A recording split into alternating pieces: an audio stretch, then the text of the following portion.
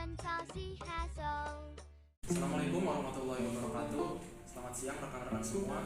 Kami dari kelompok 2 yang beranggotakan Ibnu, Ruli, Windy, dan Rere akan mempresentasikan hasil diskusi kami yang terbagi di dalam 3 tema utama. Pertama, pengertian dan implementasi teori belajar. Kedua, model pembelajaran berdasarkan teori konstruktivisme. Dan ketiga, rencana peningkatan motivasi. Adapun untuk tema pertama, yaitu pengertian dan implementasi teori belajar, akan disampaikan oleh saudari Windy. Teori yang pertama yaitu teori behavioristik. Teori ini menekankan pada perubahan perilaku peserta didik dari yang kurang baik menjadi lebih baik, di mana perubahan perilaku ini didasarkan pada stimulus yang diberikan oleh guru. Contohnya yaitu pemberian reward kepada peserta didik yang mampu menjawab kuis di kelas. Saya akan menjelaskan mengenai sosial kognitif. Sosial kognitif sendiri menekankan kepada kapasitas kita untuk belajar melalui pengalaman langsung. Teori sosial kognitif sendiri disebut dengan teori belajar observasional, bergantung pada lingkungan sekitar yang ada di sekolah misalnya. Contohnya, ketika sedang pembelajaran di kelas, seorang guru PPKN ini memberikan materi mengenai sidang BPUPKI yang ada di kelas. Lalu dia memberikan tugas kepada siswa untuk bermain peran mencontohkan terkait tokoh yang ada di dalam sidang BPUPKI dan juga proses bagaimana persidangan itu berlangsung sehingga siswa dapat memahami mengenai materi persidangan BPUPKI tersebut dengan baik. Pembahasan selanjutnya yaitu mengenai teori belajar konstruktivisme, di mana secara pemahaman konseptual, teori belajar konstruktivisme ini adalah pengetahuan yang tumbuh dan berkembang berdasarkan melalui pengalaman. Pemahaman konseptual tersebut disampaikan oleh Jean Piaget, di mana yang dimaksud dari konseptual konstruktivisme ini adalah pemahaman peserta didik itu dapat dibentuk dengan cara mengetahui atau merekonstruksi kembali pemahaman peserta didik itu sendiri. Lalu ada implementasi yang dimunculkan dari teori belajar konstruktivisme ini di kelas, yaitu di mana guru mengajukan beberapa pertanyaan-pertanyaan yang cukup simpel kepada peserta didik, lalu peserta didik mampu menjawab pertanyaan tersebut berdasarkan dari pengalaman peserta didik yang telah dialami tersebut. Nah, itulah pembahasan mengenai tema pertama tadi. Selanjutnya, kita akan memasuki pembahasan untuk tema yang kedua, yaitu tentang model pembelajaran berdasarkan teori konstruktivisme yang akan disampaikan oleh saudari. Setelah tadi membahas mengenai teori belajar konstruktivisme, selanjutnya yaitu membahas mengenai model-model pembelajaran yang terbentuk dari teori belajar konstruktivisme itu sendiri.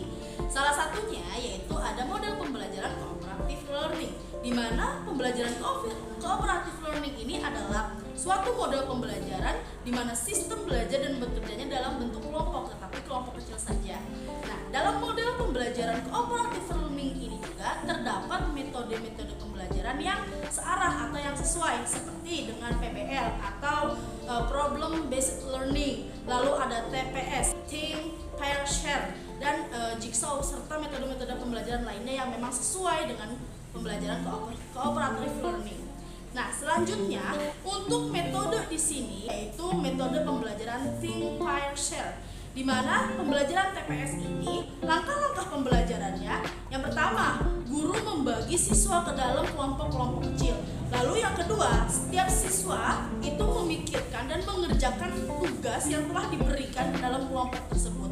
Jadi setelah dibentuk kelompok kecilnya itu yang beranggotakan 3 atau sampai 4 orang, kemudian dipecahkan kembali menjadi kelompok-kelompok kecil lagi.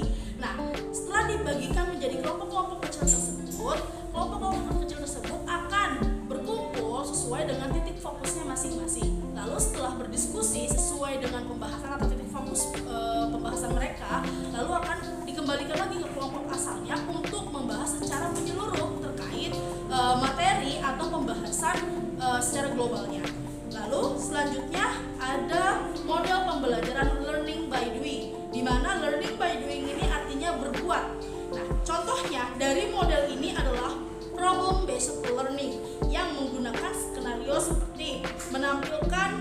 permasalahan melalui studi kasus untuk merumuskan dan dicarikan solusinya dari permasalahan tersebut dan dilakukan evaluasi. Maka dari itu, metode pembelajaran problem based learning itu sangat cocok dalam pembelajaran model learning by doing. Selanjutnya kita akan memasuki kepada pembahasan yang ketiga, yaitu tentang rencana meningkatkan motivasi siswa dengan karakternya yang berbeda-beda. Rekan-rekan semua, untuk meningkatkan motivasi siswa, kita sebagai guru harus mampu menyesuaikan dengan keadaan siswa atau peserta didik itu sendiri. Pada tema kali ini ada 4 studi kasus yang dapat kita ulas bagaimana meningkatkan motivasi siswa. Pertama, ada murid bernama Tania yang berusia 7 tahun. Dia memiliki masalah berupa kemampuan rendah dan keinginan sukses yang rendah.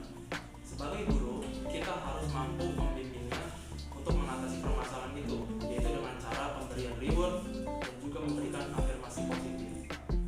Ada kasus yang kedua, ada murid yang bernama Samuel yang berusia 10 tahun. Dia memiliki masalah motivasi, yaitu menjaga harga diri pada tingkat tertinggi dan juga dia takut pada kegagalan.